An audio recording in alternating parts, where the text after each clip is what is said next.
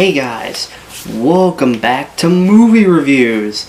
Today, I'm reviewing the recently released Marvel movie, Spider-Man No Way Home, directed by Jon Watts, starring Tom Holland as Peter Parker, Zendaya as MJ, Benedict Cumberbatch as Doctor Strange, and many returning characters from other Spider-Man movies, such as Alfred Molina as Doc Ock, William Dafoe as the Green Goblin, and just so many others. Even Jamie Foxx comes back as Electro. Just so many other characters just coming together. And yeah, so what happens in this movie? Well, this movie takes place directly, like literally seconds after the ending of the last movie, Spider-Man No Way Home, or Spider-Man Far From Home. I'm probably going to do that a lot. But where right at the very end, Mysterio, he made a video of revealing that Spider-Man's identity was none other than Peter Parker. So now everyone in the world knows that Peter Parker is Spider-Man. Spider-Man's real name is...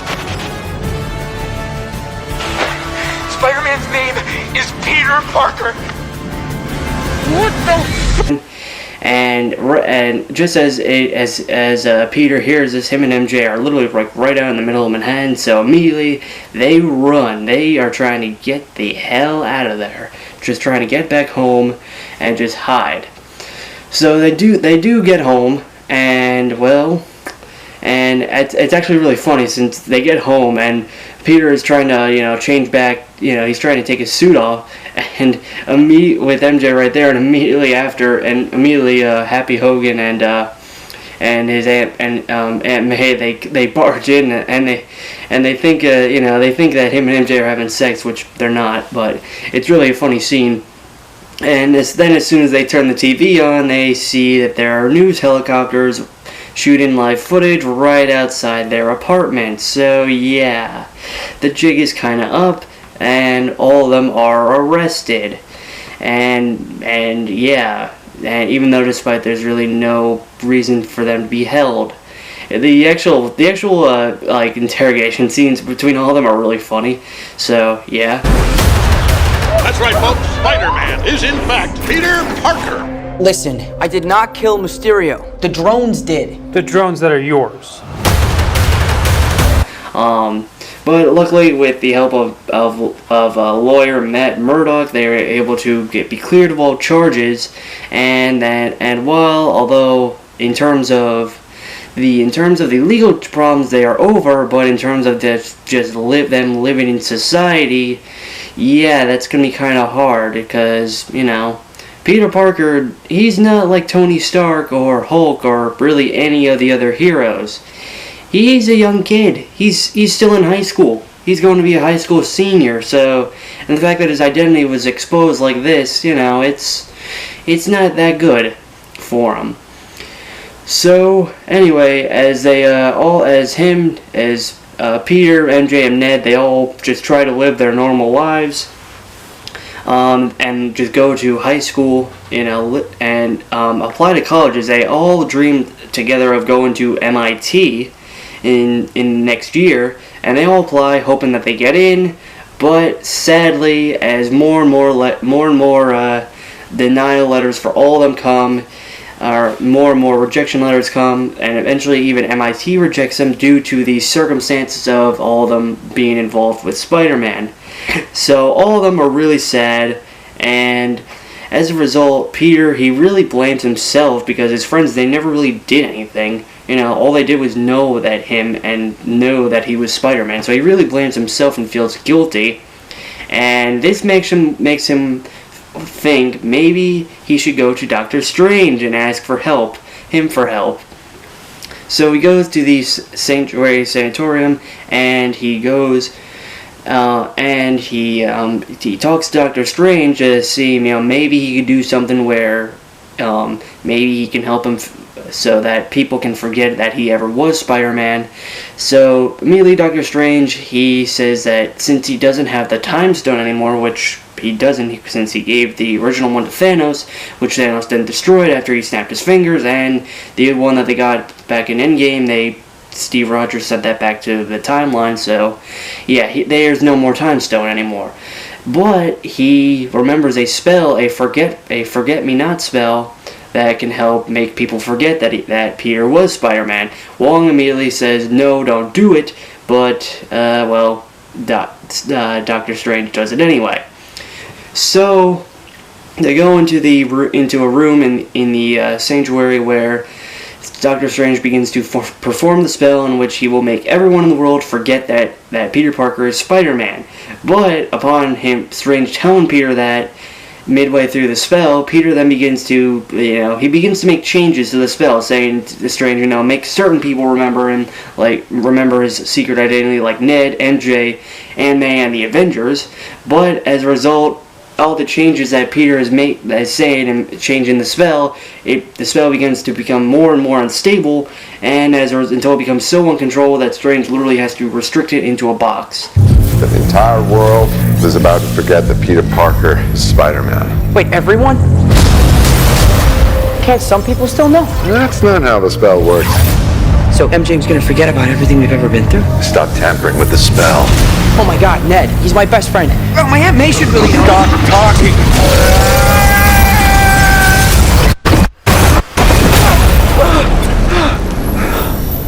What just happened? Or else it would really cause a lot of damage. So yeah. Now immediately after this, when Peter tells Strange that the only reason he did this was to help Ned and MJ get into MIT, and Strange then asks, did you call the college first and maybe help them on their behalf? And Peter tells Strange no, he did not even bother calling the college. He just immediately went to him to have the spell done. He just kicks Peter out because he literally almost did a whole lot of damage to the Earth. And yeah, all while instead of Peter could have called the college to possibly help ease the situation, which he didn't. So Peter then goes to look for a representative of MIT to talk to hopefully at least let Ned and MJ have their acceptance change. So he actually finds out that there is one woman from MIT that's actually on the Alexander Hamilton Bridge that's about to head back to Boston to MIT. So he goes all decked out in his Spider-Man gear, because at this point it doesn't matter because everyone knows. So he goes over to her and tries to talk to her, and just as he's about to talk to her about changing about their college situation, they are interrupted by an unwanted guest.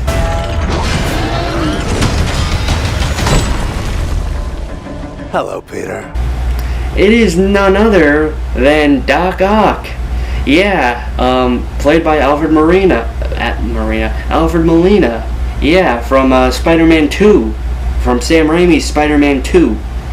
So immediately Doc Ock, he begins to attack Peter, and Peter at first struggles, but during the fight, the nanotech that Tony Stark gave to Peter for his suit gets absorbed by Doc Ock's tentacles, and as a result, then Peter is able to control the tentacles and stop him from causing any damage, and he's also able to save the representative from MIT, and she actually is now considering, since he's saved her life, he's now considering to help her help his case.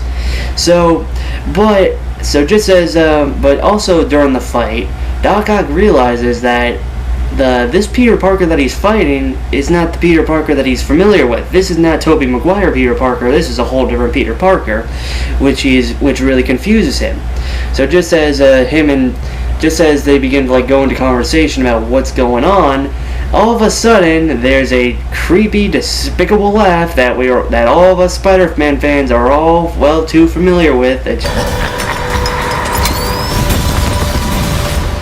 sounds just like Green Goblin and a pumpkin bomb is thrown, but just before it explodes, Doc Ock and Peter, they are teleported by Doctor Strange back to the sanctuary, and Doc Ock is thrown behind like a magic wall. in order to contain him.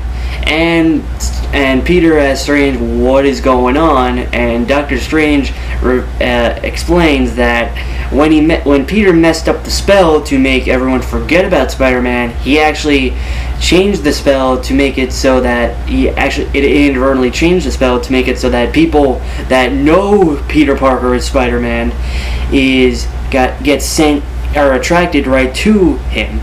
Where even people from alternate universes that know his secret identity, which include at this point Doc Ock and actually Lizard from the Amazing Spider-Man series. Doctor Strange actually captured him as well. So and Peter actually explains that he actually heard of another person, and Doc Ock explains that that's Norman Osborn, aka the Green Goblin. So Peter Peter decides that he has to go get these multiverse guys, otherwise they could cause a whole lot of problems. So before he goes, he tells Strange, I can't do this alone. So he enlists MJ and Ned to come to the Sanctuary and to help. And it's really funny how Strange is like very much. He's kind of annoyed. He's not happy that these two kids are in his sanctuary. But anyway, so he goes. So Peter sets out to go and to try to find Norman Osborn, and while he's out looking, he actually discovers he actually finds not Norman Osborn but two other villains from alternate Spider-Man universes. He finds Jamie Foxx's Electro out absorbing electricity from power lines, that's really kind of the worst place you could ever find him and fight him. And he also finds Marco Flint, Sandman from Spider-Man 3, and which he actually captures him. He captures both of them, but he still is unable to find Green Goblin. So all three of them, they go back. He goes back to the Sanctuary with Ned and MJ, and while this is all going on, Norman Osborn, he's realizing that this New York is not the same place as where he knows. So he actually goes to Feast, which is actually run by Aunt May, and they begin to talk. And while this is going, and then Peter, and then Aunt May actually calls Peter that one of the guys that he's looking for is actually right there. So Peter goes over to see Aunt May and finds Norman, and Norman's actually all normal. He's not in Green Goblin mode where he wants to where he's evil and wants to kill Spider-Man. And it's actually kind of revealed that the reason that this whole Green Goblin thing, it's not. Since in Spider-Man 1, it kind of made it look like the mask itself of Green Goblin was what made Norman evil, which it wasn't. It's actually like this alternate persona that he has within himself that occasionally comes out. And that is just the mask that, represents that. So, Norman is very scared. He does not know what is going on. There's no Oscorp in this reality. Harry's not there, and he's just very confused. So Peter brings him back over to the Sanctuary to just to kind of inform him what's going on. So then when Norman actually goes back to the Sanctuary, there's kind of like a reunion between all the bad guys, even though some of them don't know each other. And they actually begin to talk about what they were doing right before they were all sent to this universe. All of them, they actually immediately got teleported to this universe just as they were about to be all killed by their Spider-Man, whether it was Tobey Maguire for Doc Ock, and Green Goblin, or for Electro and Lizard, it was Andrew Garfield. So all of them except for Marco Flynn, who actually does not die in Spider-Man 3. So Peter all kind of realizes that they all actually are Spider-Man villains, just from alternate universes. So then Doctor Strange comes back, and he's happy, Peter caught all of them, and just as he's about to undo the spell and push a button which will send them all back and undo the spell, Peter immediately says no. He rejects the idea because, well, because upon hearing that all of them, when they all go back, they're all going to die, he doesn't want to kill them. He does not want, he sees them not as really evil villains. He sees them as just broken men. Like, that they're all broken people and that need help. And in order to help their issues, he wants to help their issues and then send them back so that they won't die and be evil. So Strange immediately says no. He rejects the idea because, while, yes, he would love to help them, but the longer that they're there in their universe, the more the multiverse begins to kind of fall apart, and more problems will ensue. So as this happens, they actually get into a fight where Doctor Strange actually kicks. He basically hits Peter's soul out of it. He hits his astroform out of his body, which even while his astroform is out of his body, Peter's still able to control his body and keep the box away from Strange. And they actually take the fight to the mirror dimension where Peter's actually able to use geometry to trap Doctor Strange in the mirror dimension. Yeah, I know, it's kind of weird when you think that Strange was able to hold off fighting Thanos with 3 Infinity Stones, whereas here now he gets defeated by Peter Parker. Yeah, that's kind of weird, but you know what, it's good, so I don't care. So now with Doctor Strange kind of trapped in the mirror dimension for the time being, and with Peter having the box, he has MJ and Ned take the box to keep it hidden, to just keep it safe until Peter and Aunt May are actually able to help. They're able to help the villains. So Peter and Aunt May, they actually take the villains over to Happy Hogan's apartment, which is actually where they've been staying for the time being with the whole everyone knows who Spider-Man is problem. So he takes them there, and so then they begin working to try to help the villains. So they start off with Doc Ock, and his problem is that his tentacles, they're actually controlling him.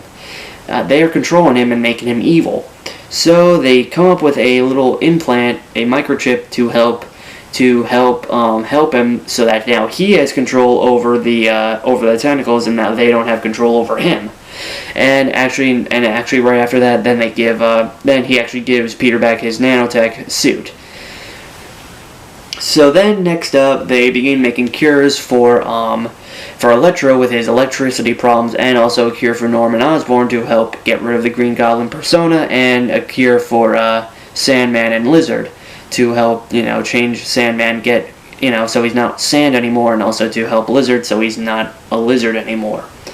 So they do that. So as they get working on that, along with Doc Ock, just as Electro's cure is about to activate, Norman, he changes back into his evil Green Goblin personality, and he undoes everything. Well, not everything, and he actually convinces Electro and Lizard to, turn up that their abilities, they're not issues that need to be cured, they're gifts that they can use to gain anything that they want. So all the villains, they escape and leave, and actually Electro, he actually takes a arc reactor, that one of Tony Stark's arc reactors, to gain more power from. So now, and actually in the process, Green Goblin actually fights Peter, and in the process, Aunt May is heavily injured, and also, to make matters even worse, J. Jonah Jameson comes and films the fight, publicly broadcasts the fight. And, just as it makes it look like Peter Parker, once again killed someone, Spider-Man killed someone. And sadly, Aunt May in all this, she dies from her injuries. And just as she dies, she says the iconic line that Tobey Maguire's Uncle Ben says, that with great power comes great responsibility.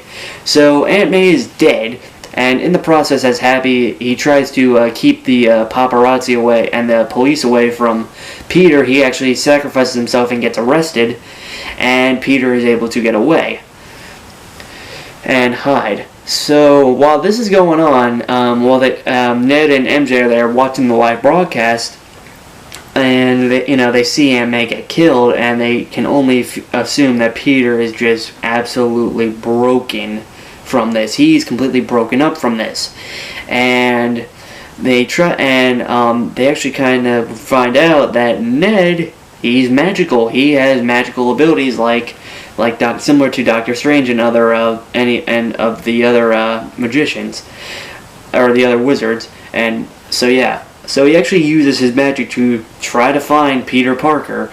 And well, while they do find a Peter Parker, it's not their Peter Parker. It is none other than Andrew Garfield's Peter Parker from The Amazing Spider-Man, and of course, the one and only Tobey Maguire Peter Parker from the original Spider-Man trilogy. And yeah, as soon as these two came through their portals, the audience that I was with went nuts. It was just incredible seeing them, and even though Tobey Maguire, he was dressed like a youth, as Andrew Garfield describes him, he's dressed like a youth pastor. That line was hilarious, but still, that was epic, seeing them. So MJ and Ned, they kind of explained to the Peters that, yeah, their Peter Parker is not doing so well, so then they all go find Peter. They find their Peter over at the school, kind of sulking, kind of feeling like everything is all lost, all hope is lost, and that he never even should have tried to help the villains. That he should have just listened to Doctor Strange and sent them back. And just as he's about to actually push the button to send them back, both the Peters, they show up and they kind of explain, they kind of relate. They say that they know what he's going through, since they both lost people as a direct result of them trying to help villains. And yeah, so then they all agree that they all need to work together to stop the villains. So, and at the same time, they also all want to cure them. So all three of the Peters, they begin to work. They begin to go into the science lab and create cures for all the villains. And they all decide to meet up. They all try to attract the villains to the Statue of Liberty, where they can all fight them and cure them at the same time. And while they're actually waiting, all the Peters actually begin to talk about some of the things that they've all been through. Whereas our Peter, MCU Peter, he begins to talk about how he fought the fight with Thanos, and how there are Avengers in this universe, and whereas the other Peters, they don't have Avengers. The only heroes that they have are themselves. And also Andrew, since he actually kind of references the fact that many people did not like the Amazing Spider-Man series, and that he's like, man, I'm so lame. I didn't get to do any of the cool stuff you guys get to, Tobey Maguire Peter, he's like, no, dude, you're amazing. You're awesome. You're a Spider-Man. And he actually kind of boosts his confidence up. And actually, Tobey, he actually talks about how he once fought he fought his Venom, the Venom symbiote, and yeah. So as they're all talking, and then all of a sudden, the villains appear. They come and try to attack the Peters, and yeah. The epic fight ensues, and yeah, it was great seeing this fight. So it starts off with Sandman, Electro, and also Lizard, and well, they start off with trying to cure Sandman. But they all try to cure a villain individually, but then they realize they need to work together. The three Peters need to work together, whereas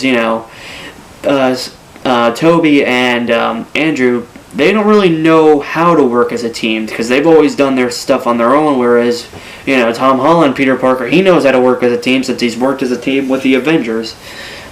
So they all start off. They first pick to cure Marco Flynn, Sandman, in which it's Tobey Maguire Peter that does that. So then they set out to cure Lizard, which it's actually MCU Peter that cures him. So then, the last but not least, they try to cure Electro, which with this arc reactor, he is very powerful and hard to control, or hard to help. So then as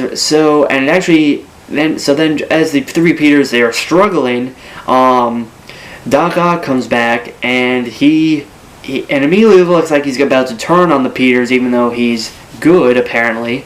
And as a result, he actually turns on Electro, and he puts the cure back onto Electro, which stops his electricity and cures him.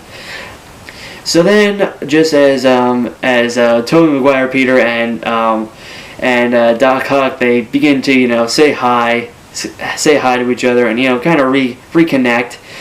It's actually really a cool scene. And also Electro and Andrew Garfield Peter, they actually talk about how Electro, he actually thought that Peter Parker was black, and he actually really wishes for a black Spider-Man, which, hey, don't worry Jamie Foxx, there is one. He's just animated at this point. So yeah. So while they're all happening, Doctor Strange also is released, and at first he's really kind of pissed at Peter that he trapped him over in the mirror dimension. But then he sees that the Peters, they're helping out the villains, and he's actually really happy. But while this is going on, the dimensions, the multiverse is beginning to crumble, and a whole bunch of other villains are beginning to appear and want to go after Peter Parker. What's happening? They're starting to come through, and I can't stop them. So yeah, but Strange is able to kind of hold off the multiverse kind of collapsing. And while this is going on, Green Goblin appears ready to fight, and he engages Peter, MCU Peter Parker in a one-on-one, in which in this fight Peter is out for blood. He is pounding Norman he pounds him to a pulp. And just as he's about to kill Norman in revenge for how he killed Aunt May, Tobey stops him. Tobey Maguire Peter, he stops him, midway, just as he's about to kill him. But then as a result, Norman, kind of similar to what happened in Spider-Man 3, Norman Osborn stabs Tobey Maguire Peter in the back, literally. He doesn't die, but while this is going on, MCU Peter is able to throw the cure at Norman, and which is it helps him. It cures him. So now all the villains are cured, but we still have the whole issue of the multiverse kind of falling apart. And the answer for this is sadly they're unable to push the button and help send everyone home but since during the fight the box with the spell kind of got destroyed, so now the spell is kind of unleashing everything and everyone and other supervillains and people into their universe. So Doctor Strange tells Peter that there's one thing that they can do, and basically it's make a spell in which kind of do what everyone did. Kind of do the same thing what everyone did, and basically make every single person forget about Peter Parker, not Spider-Man. Make every single person in the universe forget that Peter Parker ever existed. So immediately MCU Peter, he says his goodbyes just as Doctor Strange is about to get the spell ready, and he says his goodbyes to these other Spider-Men, to MJ and Ned, and tells them that he'll find them again. And yeah, so Doctor Strange, he releases the spell. All the Spider-Men and the villains, they go back to their respective universes, and yeah, the multiverse is fixed. But now no one in the MCU universe knows who Spider-Man is, or knows who Peter Parker is, and no one knows that Spider-Man is Peter Parker. So now Peter Parker is completely alone. He actually tries to go to MJ and Ned and tell them, that they know him, but he actually decides not to because he doesn't want to mess up their lives again.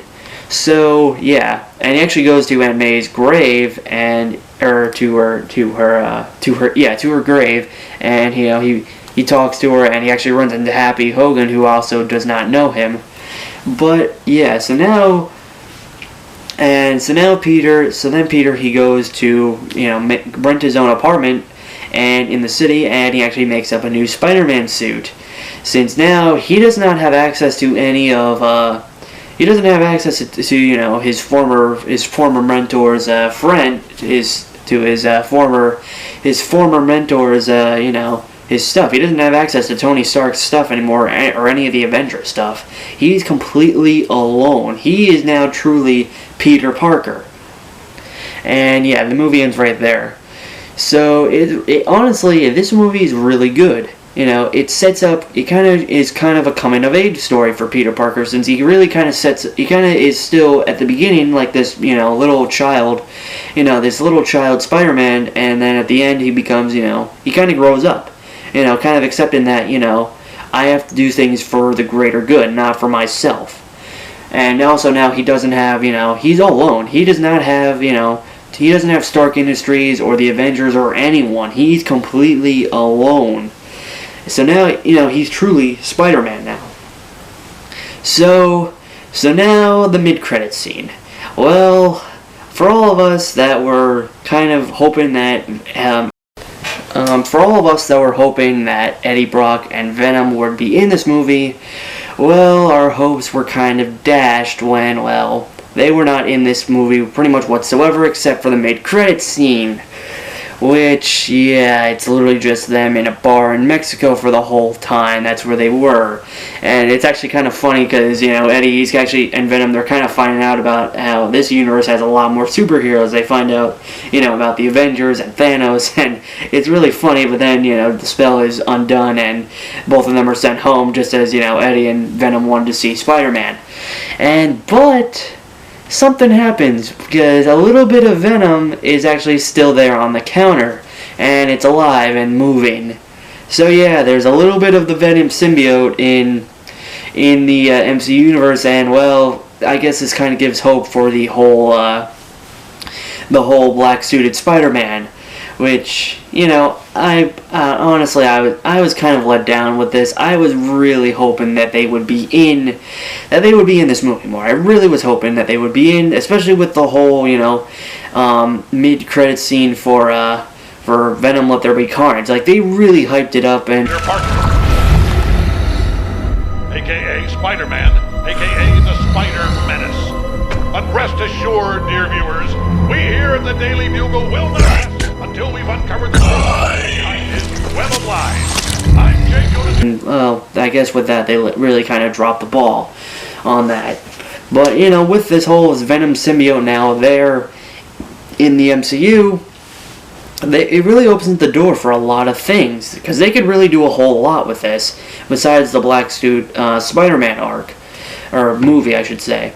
But, we'll find out what happens, I guess, probably next year, or just, as time goes on. So, and also the end credit scene, it's literally just a teaser trailer to the new Doctor Strange movie, Doctor Strange Madness of the Multiverse, which looks really good. It's coming out next May. So, yeah, honestly, that's pretty much the plot of the movie. All in all, this movie is really good. Many people were saying that this is probably many people say this is the best Spider-Man movie ever made. I think I can agree with that. It's just up there. It's right up there with Into the Spider-Verse and Spider-Man 2, and it's really good. But what really brings home this movie is just the acting of the villains. Like, they really, it's not like many times where like old actors, they're brought in to new movies where it's like, they kind of just play their part a little bit and then they take their money and run. No, these guys, they truly played their parts greatly. William Dafoe, Jamie Foxx, and Alfred Molina, they did amazing as their villains, and also Tom Holland did great as Spider-Man, and all the actors, they did great, and the story was really good too. It was way darker than Far From Home and Homecoming. It really, it's a really good story. The only downside, like I said, was, the whole Eddie Brock and Venom thing, which, that's annoying. That's my personal bit of this movie that I don't like, but oh well. Besides that little bit, this movie was really good, and in my personal opinion, I think this movie deserves a solid A. That's my grade for this movie. I would highly recommend watching it, but if you don't want to be spoiled, stay off the internet. Like, don't go on the internet, because spoilers are everywhere. So yeah. So now let's talk about the next movie that we're going to be watching. Well, I'll give you some hints. It involves, imagine you're dreaming, but the dream that you're dreaming is so real. So, and what if you couldn't wake up from that dream? How would you know if you're dreaming or not dreaming? So, and yeah, this is a very classic movie that's coming back. Here's the trailer. I saw this in a dream.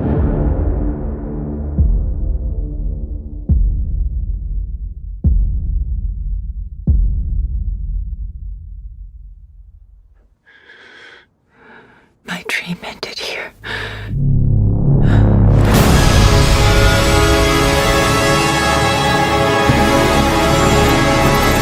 Yeah, the next movie we're watching, I'm really excited for, is The Matrix Resurrections. I am really excited for this movie. I loved the Matrix trilogy.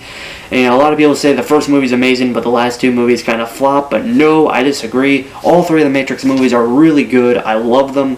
And I'm really excited to see what they do with this movie with, Keanu Reeves, Carrie-Anne Moss, and just so many actors just reprising their roles. It's going to be really good. I'm excited to see it.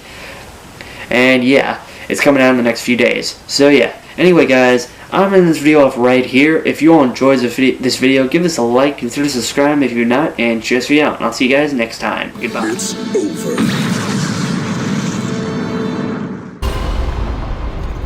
Hello, Peter.